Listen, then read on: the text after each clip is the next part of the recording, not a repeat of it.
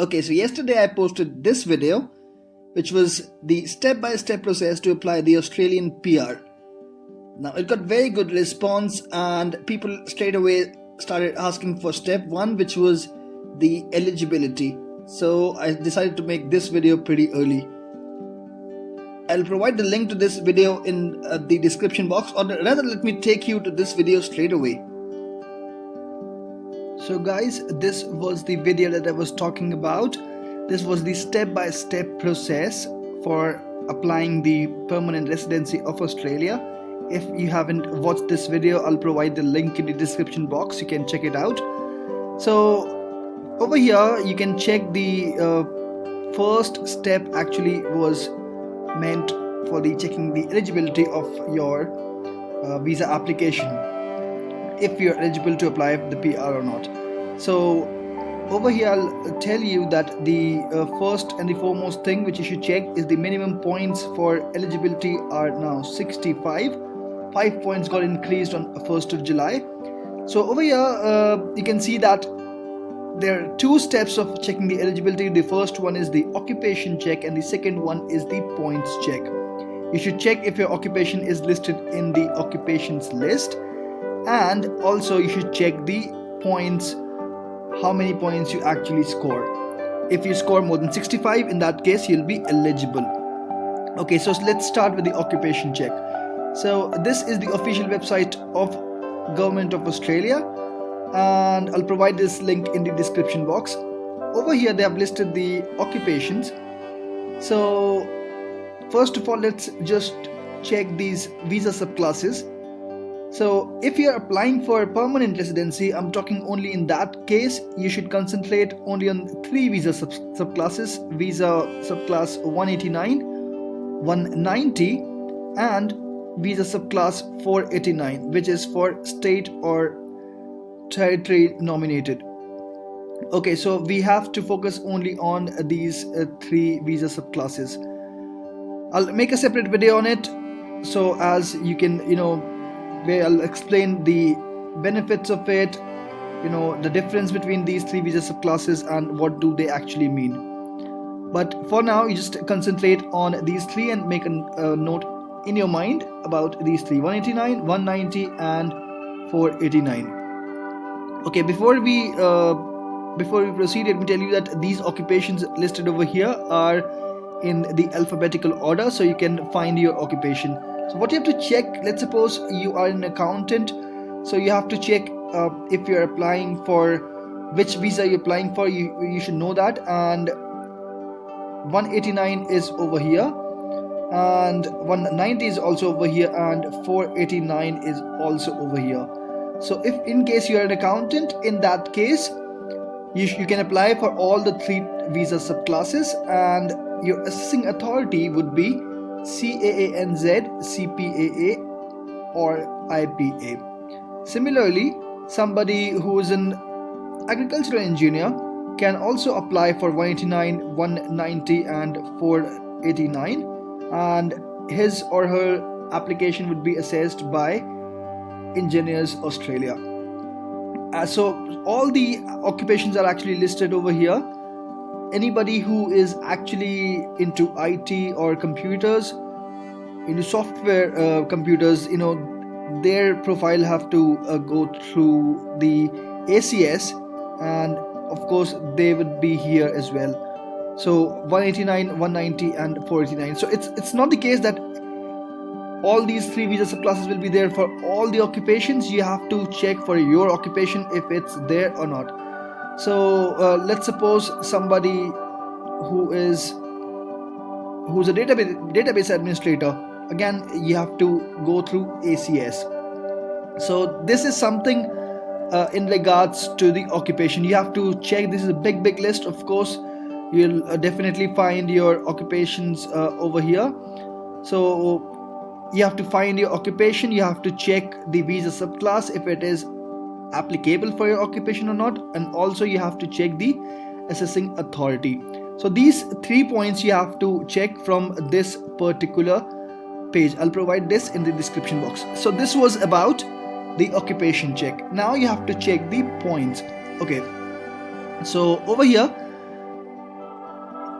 You have to check the points. There are different criteria. The first of all is the age. So when you talk of age, in that case, you'd be awarded 25 points. If you are between 18 to 24 years of age, you'll be awarded maximum points, which is 30 for people who are between 25 to 32, and so on. So somebody who is above 45 years of age, you will not be able to apply for the Australian PR. So this is the eligibility criteria, that anybody who's above 45 cannot apply for the Australian PR. Okay, so now let me tell you about the English test. Okay, before I tell you about the English test, let me tell you a little about that in detail over here. So this is,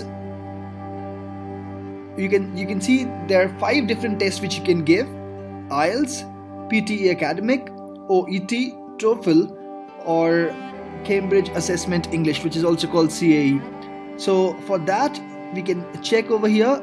If somebody who is competent in English would score 0 points, proficient in English would score 10 points, and superior in English would score 20 points. Now what does that mean? Somebody who is competent in English means that he or she should have at least 6 bands in each of the IELTS, or at least be in OET.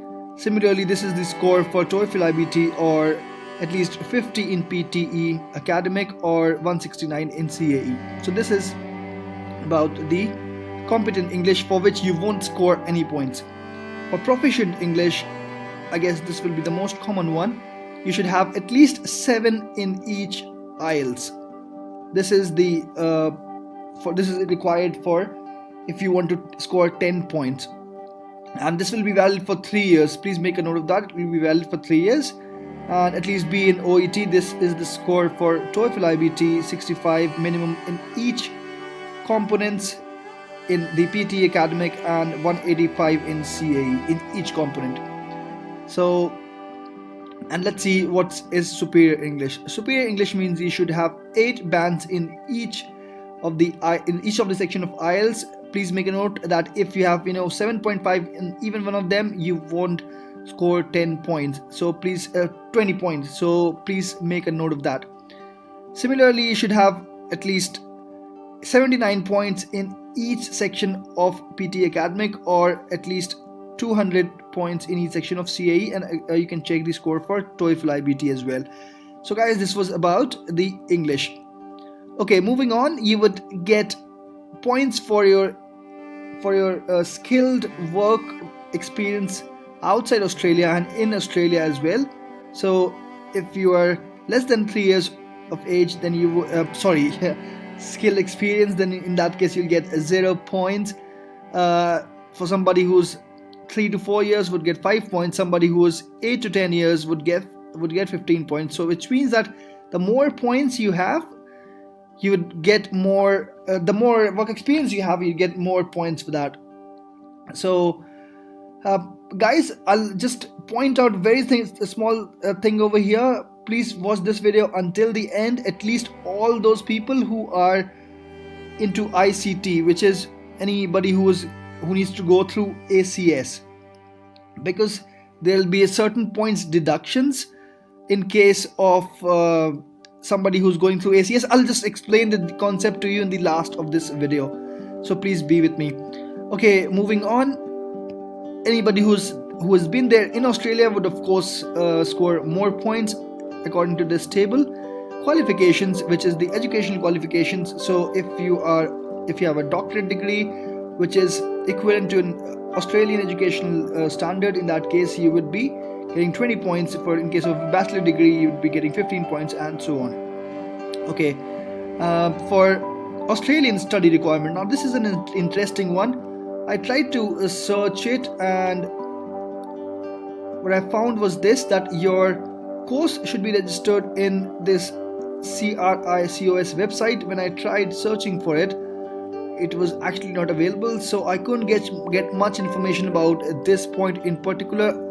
When I'll try to do some research on it, and when I'll get some details on it, I'll certainly make a video on this one.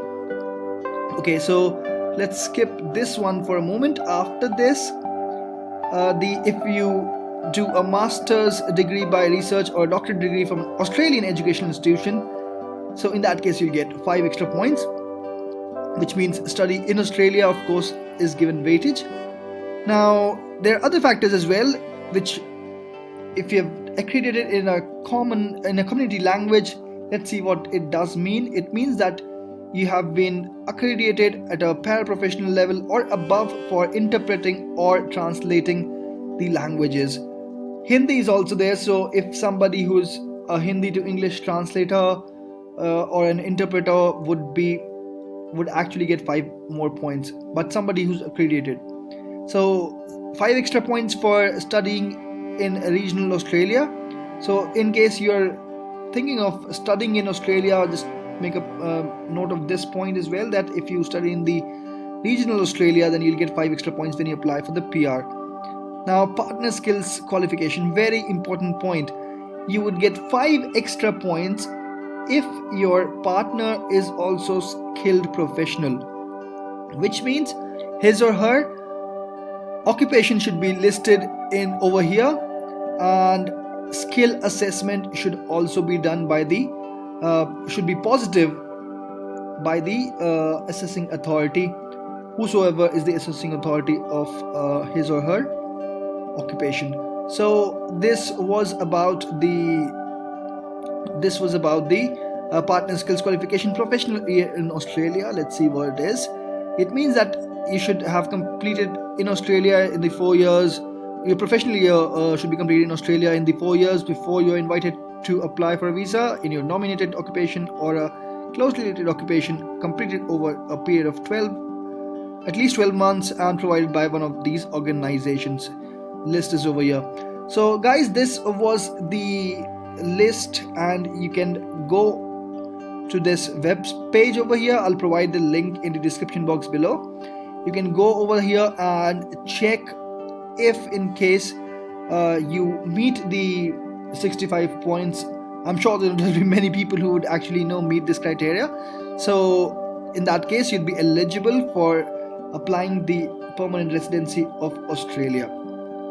So anybody who is from IT background who needs to go through ACS skill assessment, there's something very important that I have to tell to you. So please be with me. Okay, now all those people working in information and communication technology, which is the ICT sector, all of you would be assessed by the Australian Computer Society, which is ACS, as I just told you. So I've got a small bad news for you. It goes like this.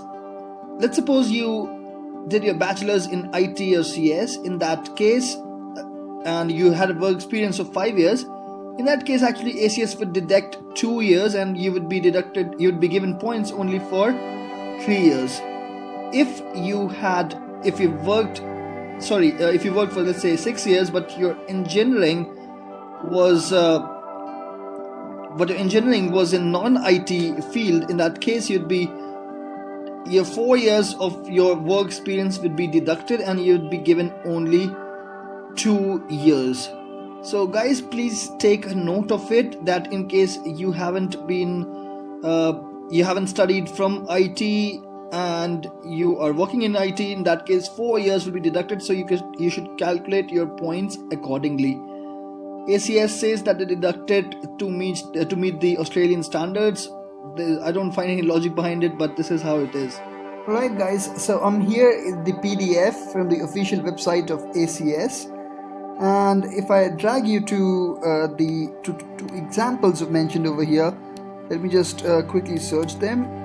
They've mentioned it very clearly. They've given 2 examples over here. The first one is about the employment completed after the qualification. The second one is before the qualification. They've mentioned that, let's suppose you complete a relevant bachelor degree with a major in ICT on 31st of January 2008, and you have 4 years of relevant work experience from 1st of April 2008 until 31st of Jan 2012, which means complete 4 years. In that case, 2 years of work experience will be used to satisfy the suitability criteria, and your skill level requirement met date will be 31st of Jan 2010, which means straight away 2 years will be deducted. All suitable work experience completed after 31st of Jan 2010 will be considered as the skilled employment and eligible for the skilled migration points test. So it is clearly mentioned over here that the 2 years of work experience used to satisfy the suitability criteria is not eligible for the skilled migration points test, but is assessed to meet the suitability criteria. So straight away 2 years will be deducted from your work experience, and that goes for everybody who has studied from CS or IT background. And for all those people who haven't studied from the CS and IT and belong to the other mechanical, civil, electronics instrumentation, engineering, all those who are actually working in IT, they get 4 years deducted from their work experience. So guys, thank you for watching this video. This was the complete information that I wanted to provide you. Thank you so much for watching this video. If you haven't subscribed to the channel yet, please subscribe. If you think that this video will be helpful to your friends, colleagues, or somebody in your family, please forward this video to them.